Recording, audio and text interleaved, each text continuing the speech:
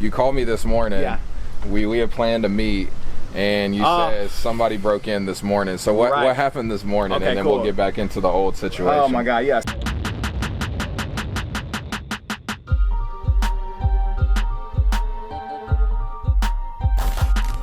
What's up, guys? Welcome back to the channel. My name is Derek, aka Flippingahouse, and if you're new here, we talk real estate, financial literacy, and just how to get better. But today I'm gonna take you guys to a couple projects, one of my own and then one of Steven's. He actually acquired a home that he's gonna be flipping, so we'll talk about that. And then, as you guys can see, first stop is this property here in Spring. We visited a couple videos ago, but I'm gonna actually give you guys a walkthrough because I literally bought this house without seeing the inside. So let's go take a look. So here we go into the jungle. All right, guys, we've made it inside the property and it's a mess as always, but there's a lot of promising things about this property. So when the wholesaler originally reached out, they were asking $180,000 for this property, which was a little bit too much, but I made an offer and a couple weeks went by and then he got back to me and said that he would accept. So we got it going. There was like a realtor involved and a wholesaler, but yeah, we got it done and we ended up paying $165,000 for this property. So not amazing, not terrible, but the numbers are good. It's not gonna need too much work. Now I'm gonna give you guys a walkthrough. Note, it looks bad, but once it's cleaned out, this house will look completely different. So let's give me let me give you guys a walk around of what it looks like. So right when we walk in here, as you guys can see, there's a bed in the living room. There is stuff everywhere. I mean, everywhere. The kitchen. Now, the reason I like this deal is because it already had granite. The backsplash and stuff is already done. And I'll probably just paint the cabinets white just to give them a fresh look and feel. And then everything else will be gray. But paint the inside, paint the fireplace. Let's go take a look in the master. The lighting's not the best in here. The light isn't working. Or actually, there's no light bulbs, is there? One? Yeah, not working. And then we have the bathroom, which is destroyed. You guys can't really see. Sorry, the lighting is terrible. There's spider webs everywhere. We'll go back out here though. This is the guest bath. So the guest bath actually doesn't look bad. We're just gonna clean it up. Granite still, nice cabinets, so we'll get those painted. Bedrooms.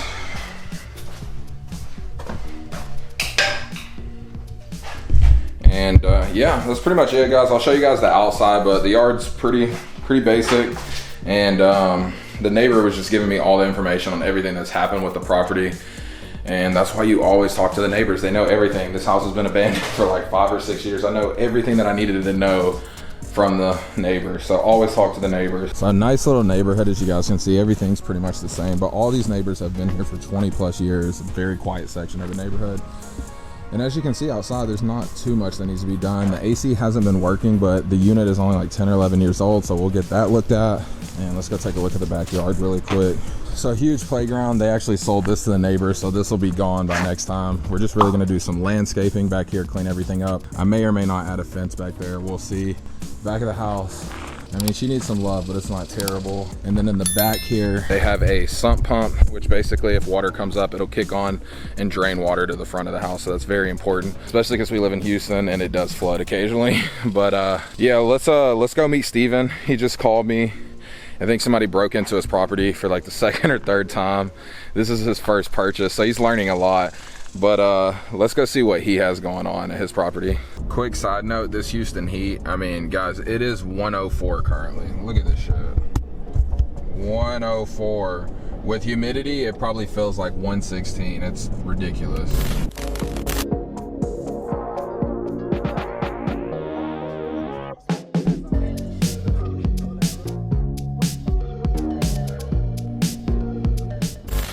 Guys, when I tell you this day, actually these last 3 weeks have kicked my ass. I just have so much stuff going on and I gotta hire an assistant like ASAP. That's just me complaining. But anyways, we've made it to our second stop of the day. We're right here. Look at it, look at this. Who are you? The man, the myth, the legend. What's up, man? What's going on, brother? You good? How you living, Oh man? my God. Check, man. So talk to me, bro. Where are we at and what are we looking at here? Okay, guys. So yeah, what's up, y'all? My name is Stephen Lau. Derek, thank you so much for sharing the platform today. This is my first supposedly fix and flip, but we're going to end up wholesaling this deal just because of all the drama and theatrics going around with it right now. But this is a short sale deal that a wholesaler brought to me. This ARV on this house right now is anywhere between $285,000 to $300,000. I was able to work a short sale deal with the bank at $105,000. I was able to negotiate with Wells Fargo back and forth, documents with the seller. It took a while to finally get this thing the way we needed it, and we got a short sale approved for $105,000. No real estate agent, no brokerage, no license, no real estate exam, just an LLC, raw negotiation skills, and just effort. And I was able to do a short sale on my own. Went in post that was like this high, just trying to keep the rotors from coming in. We got that out the way, laid down a new garage, a new gate, bro. The freaking squatters laid down all these rocks. They laid rocks here. Dude, the squatters bombarded the property about 3 days before closing. The house has been vacant for like 2 or 3 years. 2 or 3 days before closing, squatters just got a U-Haul truck and they moved in. They started trimming the trees, they cut the grass. Dude, they were waving to the neighbors, welcome to the neighborhood. It was crazy, dude.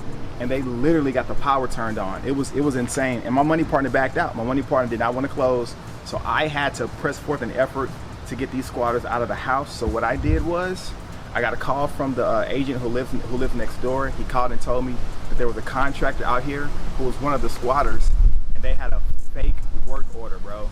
A fake work order. And I called it out. The cops came the next day. We was able to get all the stuff out of the house. No eviction notice because the cops said this was a criminal matter. That's the biggest thing you want to remember when it comes down to squatters. Is it civil or criminal? If they say it's civil, you got to take them to court and evict them. But if they say it's criminal, you can go ahead and call it trespassing. And that's what I did. So I'm gonna show you where they broke in and how they did it. But I got to repair it. But I'm still gonna show you what happened. Gotcha. Hey, real quick though, talk to me because you called me this morning. Yeah. We had planned to meet. And you said somebody broke in this morning. So what happened this morning? Okay, and then we'll get back into the old situation. Oh my God, yeah. So what happened this morning is the agent next door who's been the eye in the sky for me. I mean, the perfect person, bro. The agent called me and said, not my agent, but he is a real estate agent who just lives next door. He said, hey, Steven, man, has anybody been inside of the house? I was like, no, the house should be locked up. No one's in there right now. We're under contract to sell it.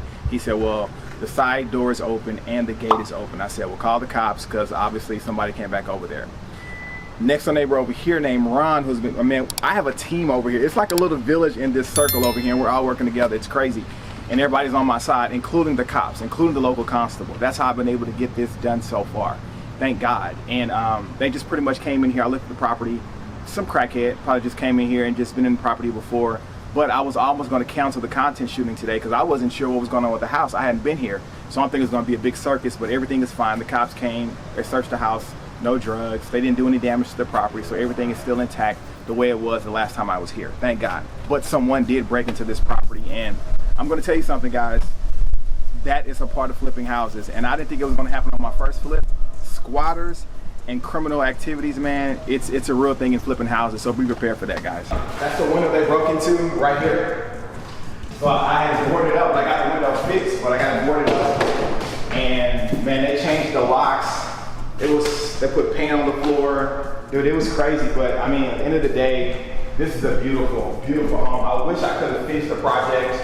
I really did want to finish the project. It's my first love, it's my first deal. But you know, I have a money partner involved, and I understand it's not my money. And when someone says, hey, there's just too much going on, you could possibly be facing something legal because you kicked out squatters without an eviction notice, even though the cops are on your side. These squatters have been coming by here checking the mail, trying to see if they got mail in their name. When it's stuff like that, you want to go ahead and get out the deal. So before anything legally can happen to me, and this is my first flip, but I had to get that aggressive because if I would have not got that aggressive, I would have been zero. No money, no nothing. So sometimes it just takes, you gotta just go in there and do what you can do and then just get out the deal and let somebody else finish it for you and just go ahead and make profits. And we're looking at about a 6-figure deal anyway.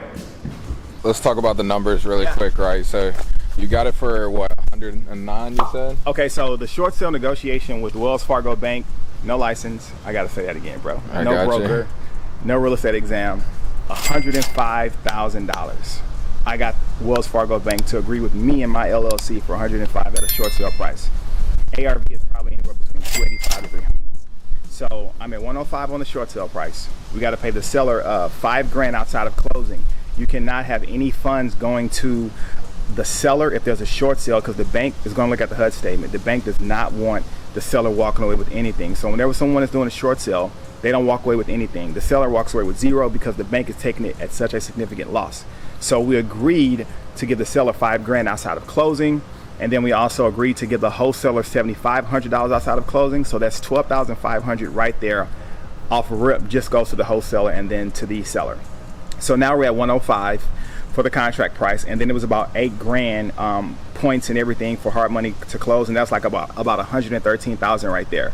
So 113 plus that 12.5, you're looking at close to maybe $125,000 as far as contract, closing fees, cash to seller, and wholesale. You're talking about $125,000. Okay.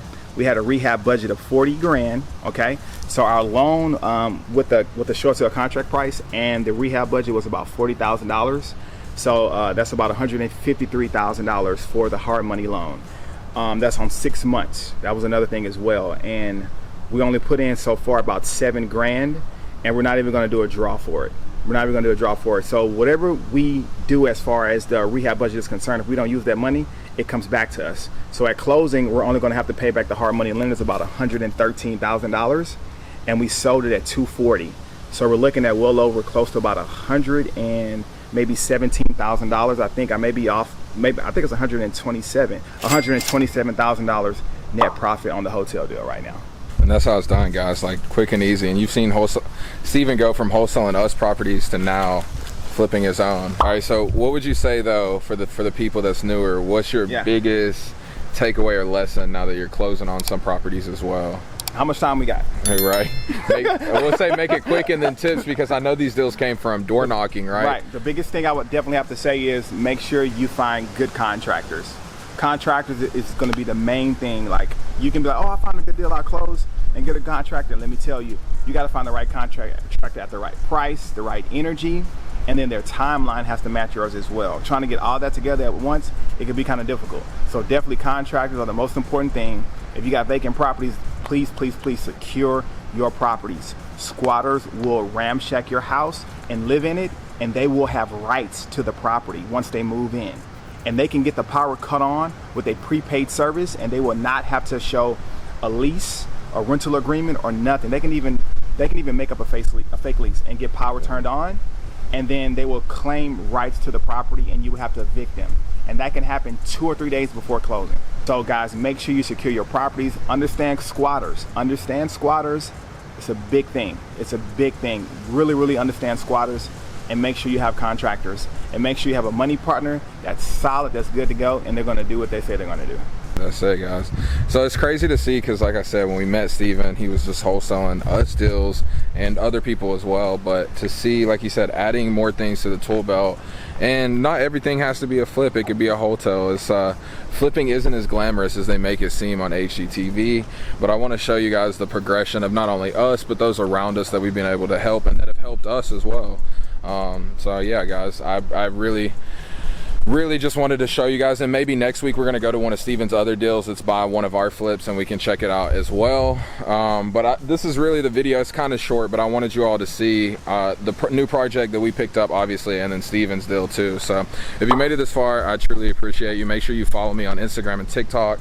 If you're not already, like, subscribe, smash the thumbs up button, and until next time, peace.